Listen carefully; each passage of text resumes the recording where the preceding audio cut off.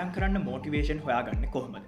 අපි සාමාන්‍යයෙන් බලාපොරොත්තු වෙන දේ තමයි යම් කිසි දෙයක් නිසා මොටිවේෂන් එක අපිට හම්බෙනවා.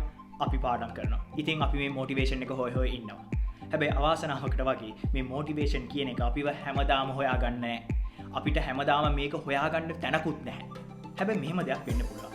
උදාහරණයක් විදිහට යම් කිසි වීඩියෝ එකක් තියෙනවා නැත්නම් සින්දුවක් තියෙනවා. ඒක ඇහුවට පස්සේ ඔයාලට පොඩි මොටිවේෂන් එකක් ඇවිල්ලා පාඩම් කරන්න පුළුවන් වෙන්න පුළුවන්.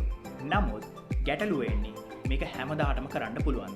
හැමදාටම කරන්න පුළුවන් නම් කිසි ගැටලුවක් නැහැ. ඔයාට ඕන වෙලාවට ඒක හොයාගන්න පුළුවන් නම් කිසි ගැටලුවක් නැහැ. වටේ දේ පාවිච්චි කරලා අවශ්‍ය මොටිවේෂන් එක අරගෙන පාඩම් කරන්න පුළුවන්.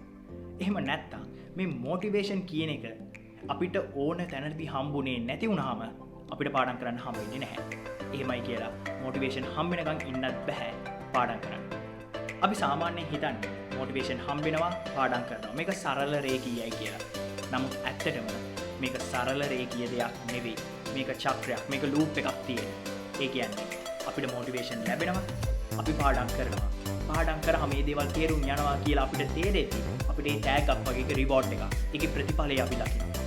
ඒ ප්‍රතිඵලය නිසා ආපහු අපි මොටිවේට් වෙනවා. අපි ආපහු පාඩම් කරනවා. ප්‍රතිඵලය දකිනවා. ආපහු පාඩම් කරනවා. මෙන්න මේ වගේ චක්‍රයක් තියෙනවා. අපි සාමාන්‍යයෙන් මොටිවේෂන් හෙව්වට පාඩම් කරන්න පටන් ගන්න. ඇත්තටම පාඩම් කරන්න මොටිවේෂන් එක හම්බෙන්න නම් ඔයා පාඩම් කරන්න පටන් ගන්න ඕනේ.